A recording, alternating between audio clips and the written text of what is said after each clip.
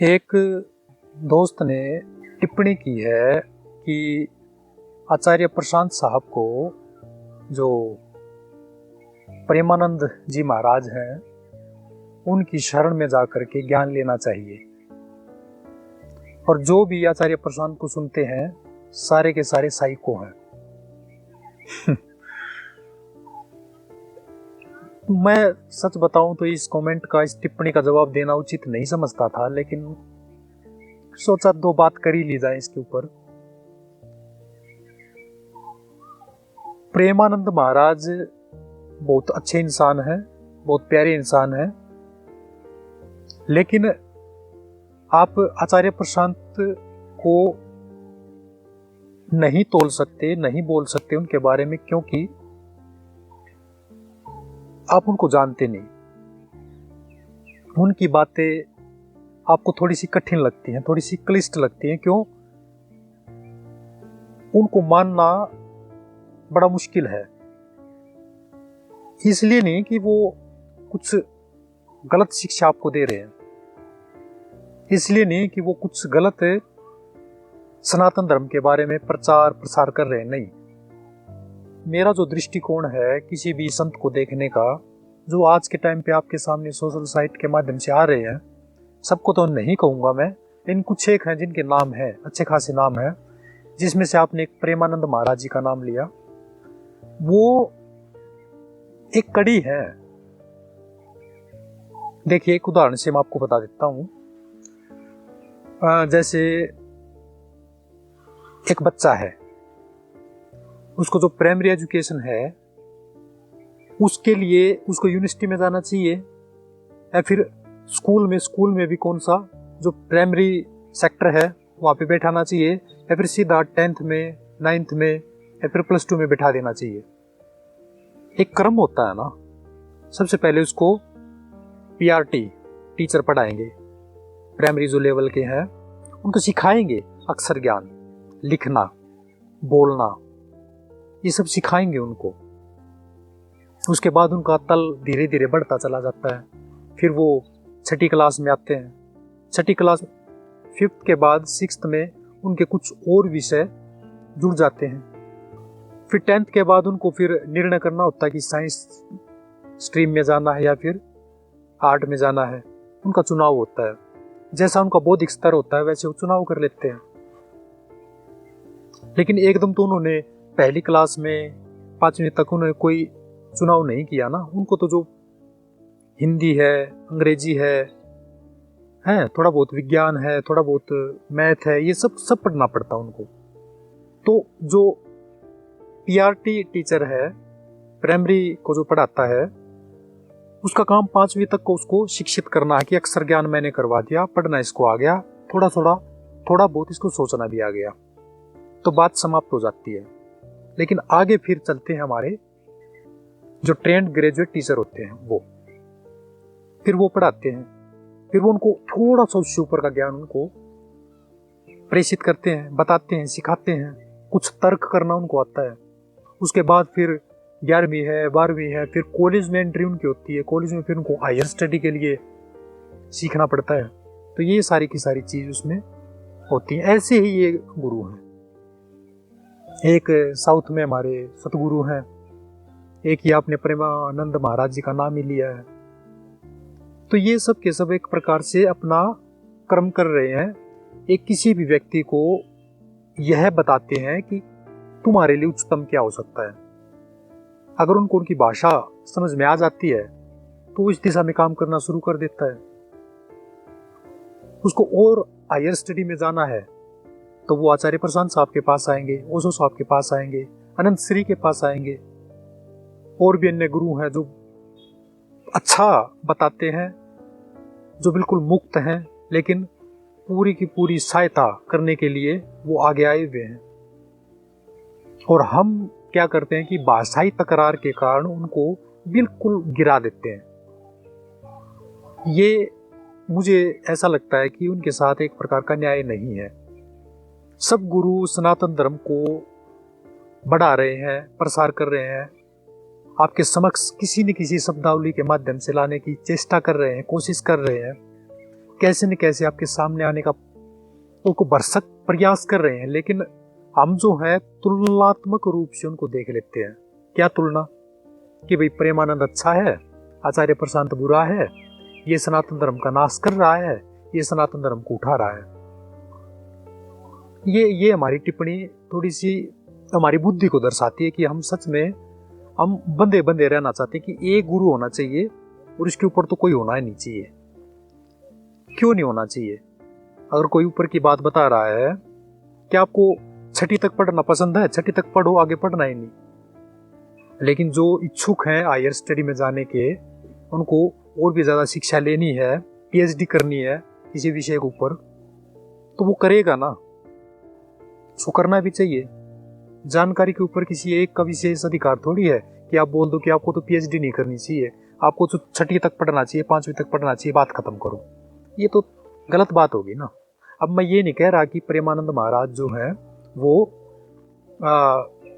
बिल्कुल निचले लेवल के हैं, उनका भी एक अपना लेवल है, वो भी अपना काम कर रहे हैं, बखूबी कर रहे हैं। वो यूनिवर्सिटी तक जाने का रास्ता प्रशस्त कर रहे हैं। यूनिवर्सिटी का मतलब है आचार्य प्रशांत जो ऊंचे लेवल के हैं, जो वहाँ की पढ़ाई करवाते हैं, वहाँ तक का जाने का रास्ता प्रशस्त कर रहे हैं श्रीमान प्रेमानंद महाराज जी। तो आप इस तरह की टिप्पणी कृपया करके या तो न करें थोड़ी सी समझदारी डाल लिया करो, इसमें क्या दिक्कत होगी भाई। इतनी नफरत आपको आचार्य प्रशांत से पता नहीं क्यों है, लेकिन सुनो तो सही उनको। बगैर सुने बगैर बुने अगर आप निष्कर्ष निकाल लेंगे तो यह तो मेरे ख्याल से मैं कहूँगा कि आपने कोई इसके ऊपर काम ही नहीं किया, आपने रिसर्च ही नहीं की फिर इसके ऊपर। और जब तक रिसर्च नहीं करोगे तो आप उसके निष्कर्ष तक कैसे पहुंचोगे? बगैर पढ़े, बगैर चिंतन किए 4 वीडियो किसी के देख लिए और उसके बारे में आपने टिप्पणी करना शुरू कर दिया, ये थोड़ा सा ठीक नहीं लगता। हम सुनते हैं प्रेमानंद महाराज जी को सुनते हैं, आपने लिखा ना कि प्रेमानंद महाराज को सुनो। हाँ जी सुनते हैं, बिल्कुल सुनते हैं, क्या बात होगी। उनकी भी बातें सुनते हैं, सदगुरु की बातें भी सुनते हैं, आचार्य प्रशांत साहब को भी पढ़ते हैं, सुनते हैं, सबको सुनते हैं। कौन क्या कह रहा है उसका तुलनात्मक रूप भी देखते हैं, उसको ये भी देखते हैं कि हमारे जीवन में ये कहाँ है, ढूंढते हैं बिल्कुल। लेकिन इसका अर्थ ये नहीं होगा कि मैं केवल उनको सुनूं। जो ये बोलते हैं कि केवल आचार्य प्रशांत को मानो, वो भी गलत है, और जो ये कह रहे हैं केवल प्रेमानंद महाराज को सुनो, उनको मानो, वो भी गलत है। दोनों ही गलत है, दोनों ही अपनी अपनी कड़ी में जरूरी है। बीज है, मिट्टी में जाएगा, पौधा बनेगा, फिर पेड़ बनेगा, फिर फल देगा। ऐसे आदमी की यात्रा है, ज्ञान की यात्रा है।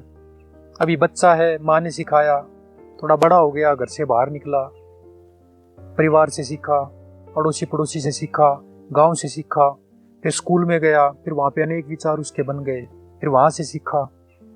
ऐसे ही बढ़ते बढ़ते उसका पूरा संसार डेवलप हो जाता है। ऐसे ही धीरे धीरे ज्ञान की यात्रा है। मैं को ढूंढने का प्रयास है बस। और सभी यही बता रहे हैं। कोई कह रहा है कि खाना बदल दो, ये सात्विक है, ये तामसिक है। वो क्या कहना चाहते हैं कि तामसिक भोजन करके आप अपने अंदर तमस यानी अंधेरा, यानी अंधकार, यानी अज्ञान को पैदा कर रहे हो। सीधी सी बात है। ज्यादा से ज्यादा तुम गलत काम करते हो, उसमें अति कर देते हो, जैसे हस्तमैथुन हो गई, सेक्स हो गया, किसी विपरीत लिंग की तरफ आकर्षण हो गया। ज्यादा हो जाता तो इनको बोलना पड़ता कि ये लिमिट में करो। और भी तो जानवर हैं जो अपने टाइम पे अपना सारा काम कर लेते हैं, लेकिन इंसान ही ऐसा है जिसका कोई कर्म नहीं है, तो वो आपको कर्म समझाते हैं। इसमें समस्या क्या है? यही बात कोई आचार्य प्रशांत के जैसे सख्त शब्दों में कह देते हैं कि तुम जानवर हो। क्या गलत कह दिया है भाई? अगर ऐसे कर्म करते हैं तो उसने जानवर बोल दिया। प्रेमानंद महाराज जी ने बोल दिया कि ऐसा कर्म मत करो। यही तो बातें हैं सारी की सारी। ये सारी की सारी बातें जुड़ी हुई हैं। ये एक प्रकार का हम जीना पैड़ा कह सकते हैं कि एक चढ़े, दूसरा चढ़े, तीसरा चढ़े, चौथा चढ़े। ये ज्ञान का क्रम है। और ये सारी बातें हमारे लिए सीखना और जानना ज़रूरी है। तो कृपया करके इस तरह की बात आप न करें कि प्रेमानंद महाराज ऐसे हैं, उनकी शरण में आचार्य प्रशांत को जाना चाहिए। आचार्य प्रशांत की तरफ से कुछ हैं जो कहते हैं कि प्रेमानंद महाराज 2 कौड़ी के हैं, उनको उनकी शरण में जाना चाहिए, वो कम है, वो ज़्यादा है, वो ज़्यादा है, वो कम है। ये बहस में कुछ नहीं रखा। आप अपना स्तर देखिए, आप अपने ज्ञान का स्तर देखिए, आप अपनी तरफ अपनी उंगली कीजिए कि मैं क्या हूँ, मैं केवल इनके बारे में क्यों कह रहा हूँ, मैं केवल इनके बारे में ही क्यों कह रहा हूँ। सबकी बातें अपनी जगह पे ठीक है, कोई गलत नहीं है। प्रेमानंद महाराज भी बोलते हैं कि मांस मत खाओ, आचार्य प्रशांत भी बोलते हैं कि मांस मत खाओ, लेकिन क्यों ना खाओ इसके पीछे का तर्क देते हैं। वैज्ञानिक तर्क भी है, एनवायरमेंटल से संबंधित तर्क भी है ना, कैसे जुड़े हुए हैं, कैसे गुथे हुए हैं वो भी है, कैसे इनके पीछे हिंसा होती है वो भी है। प्रेमानंद महाराज केवल इतना बता देते हैं कि भाई ये पाप है, ये ठीक नहीं है, तमस बढ़ जाता है, अंधकार बढ़ जाता है, आप जानवर बन जाते हैं। वो इस तरह की भाषा का प्रयोग करके आपको कुछ कहना चाहते हैं।